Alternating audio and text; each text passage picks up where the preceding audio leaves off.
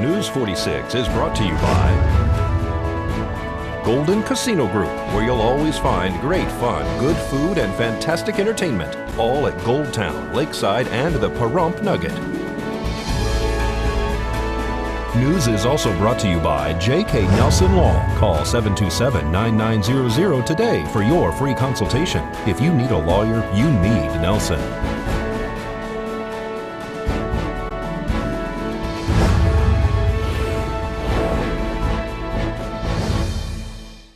Tonight on News 46, a marijuana grow house goes up in flames. A school bus driver is suspended for leaving a child on a bus. And the fireworks launch site is open for New Year's. News 46 starts now.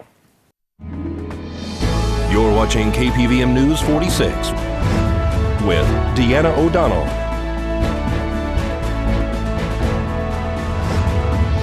and Eunette Gentry. News 46, local coverage you can count on. Good evening. It's Friday, December 30th, 2016. I'm Deanna O'Donnell. And I'm Eunette Gentry for News 46. Fire Chief Scott Lewis spoke to News 46 today about a structure fire that had a hidden room. Dispatched the 2600 block of Idlewild for the report of a chimney fire.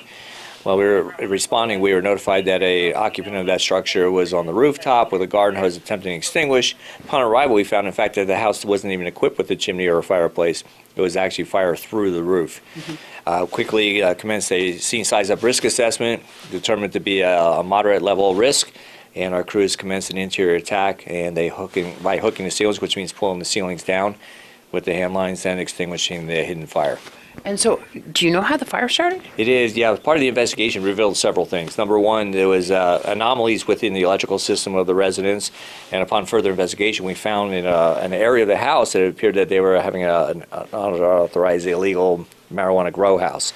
And so the house had overloaded electrical circuits, which appeared to have possibly contributed to the ignition of this fire. So they possibly rewired their house to have a marijuana grow facility inside of it? Yeah, there was every indication that the electrical system was manipulated in such a fashion to support the operation. There's a lot of damage to this home. There was. The fire occurred in the attic space, and therefore it had direct access to the roof, and that's how it self-vented, and of course the visible fire through the roof. You don't know if there's any arrests at this point?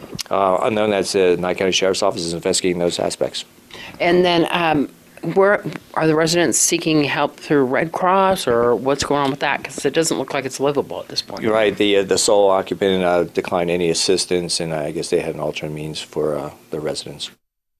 And a home where 18 people reside also caught fire early this morning on Leslie Street.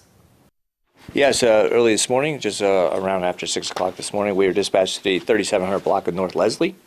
Upon arrival, we found a double-wide manufactured dwelling with smoke emanating from the area of the eaves.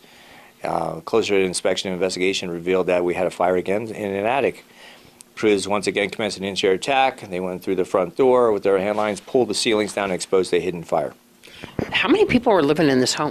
As part of the investigation, it was determined that 18 residents of the house. So, do you know how this fire started? Yes, there was an overloading of the electrical circuit within the attic space. The house was devoid of a central heating system, so there was a use of space heaters.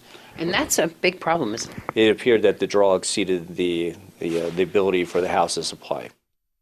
School bus driver Christina Mann has been suspended pending an investigation for possible charges of child abuse and neglect after she and an aide allegedly left a child on a school bus unattended. According to the report on December 14th, Nye County Sheriff's Office deputies took a report of a child neglect from the Nye County School District Transportation Department. The Sheriff's Office received that report that a school bus driver had left a 4-year-old child on the bus. They reported that the child rides on a bus driven by Christina Mann and had an aide assigned to the bus as well. Nye County School District reported that they have a policy that the driver is to walk the bus to make sure that it is clear after parking. In this instance, the bus was driven back to the county bus yard on Banovich and Highway 372 and parked. The inspection was not conducted by the driver pursuant to policy. The bus was secured in the yard with the 4-year-old child seatbelted inside.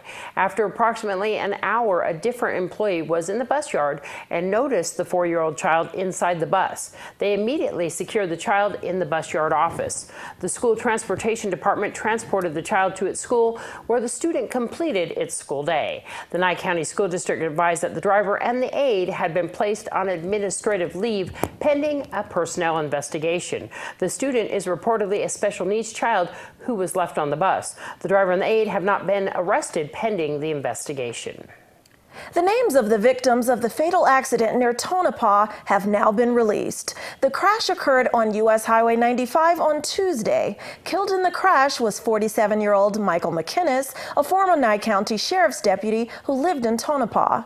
Also killed were 80-year-old Dan Norcom and 78-year-old Diane Atencio, both from Goldfield. 3 others were The crash occurred when the vehicle McInnes was driving crossed into the other lane and hit the oncoming vehicle head on. Everyone was wearing a seatbelt at the time of that crash. And we'll have much more local news after the break.